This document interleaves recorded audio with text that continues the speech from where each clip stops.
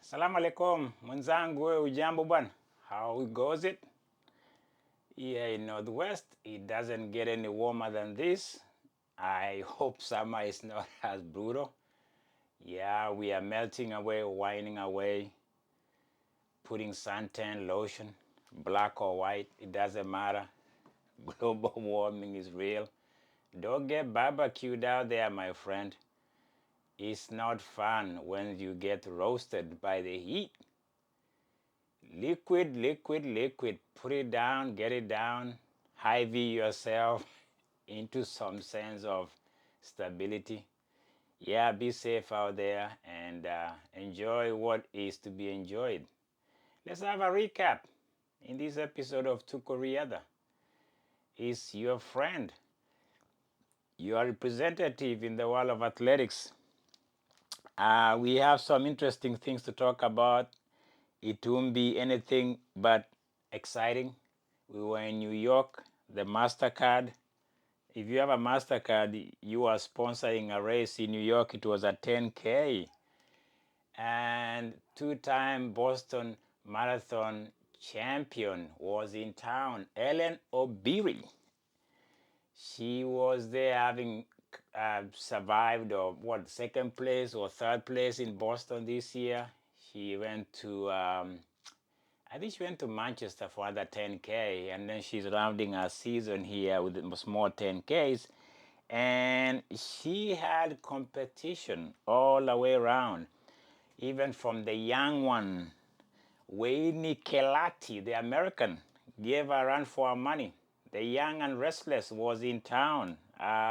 The short little petite girl from, I think she's Ethiopian born, Somali born, but I think Ethiopian born.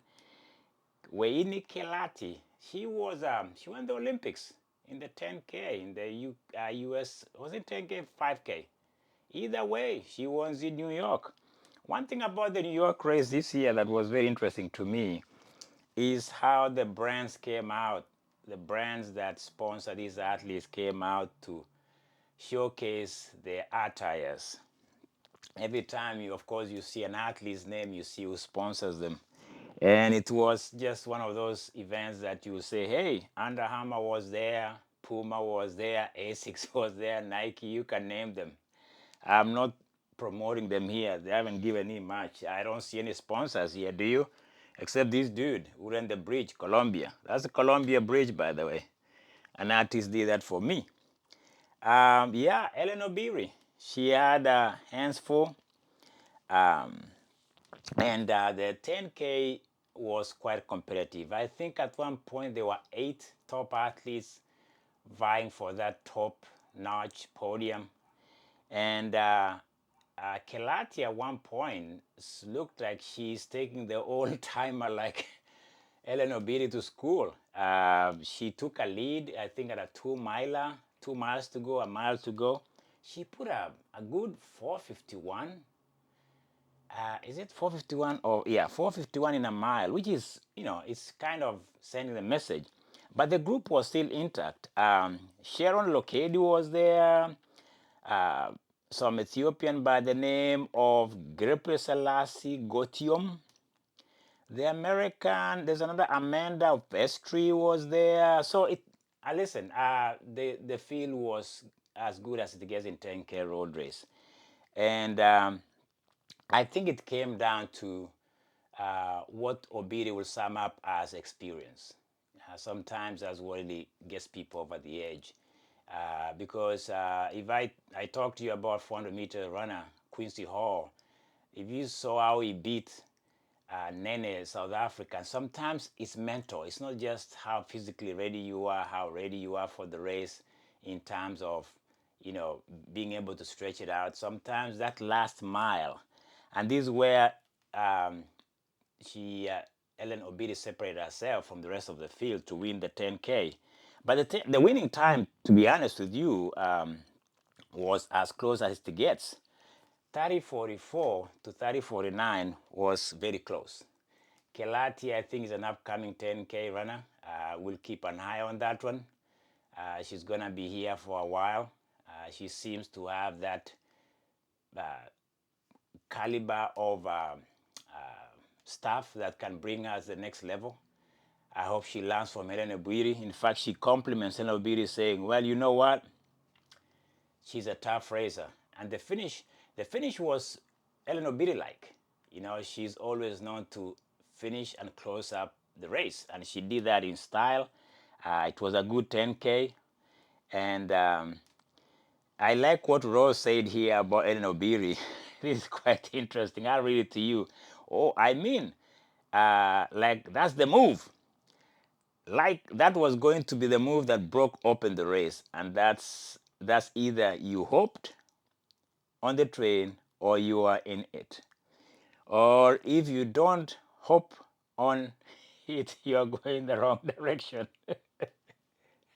She sounds very philosophical, but reading what she said there, I think she is kind of complimenting that the train took off, and she's calling Helen Obiri the train.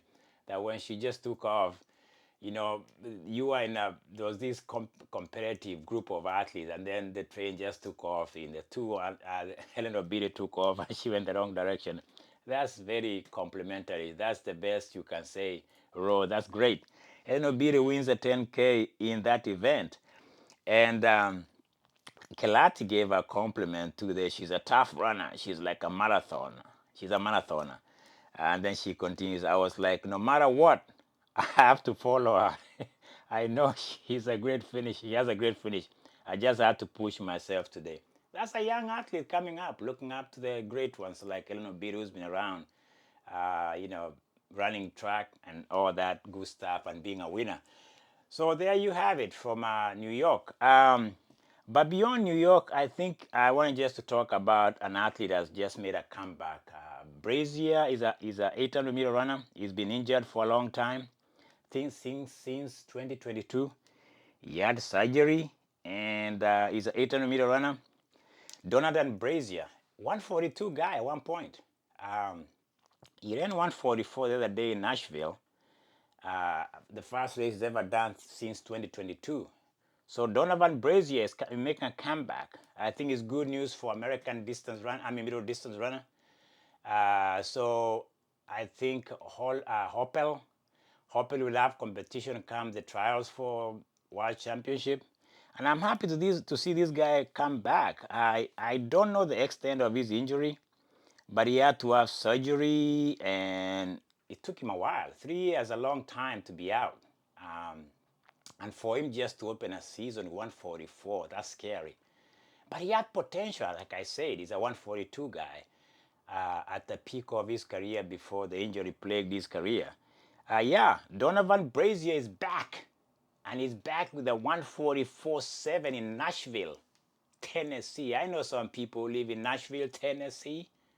Have I been to Tennessee? I've been down there. Yeah. Yeah, that was it. Mastercard, New York, 10K. Helen Obiri makes it happen. Kelati, the young, upcoming babyface. She looks very young. But there she is, second place. And the compliments from Roy, that was great. Very poetic, very philosophical. And Donovan Brazier is back in the 800. It was me, Tuko Riada, my friend. Listen, like I said, I got to go out. You can see I'm ready to go blow the whistle. Put those yellow cards, hopefully no red cards. I'm about to go do some work with some old timers on the field of football with your feet. Kick, kick, kick, pass. Hey, man on, man on. Brrr, goal! Bingo, done.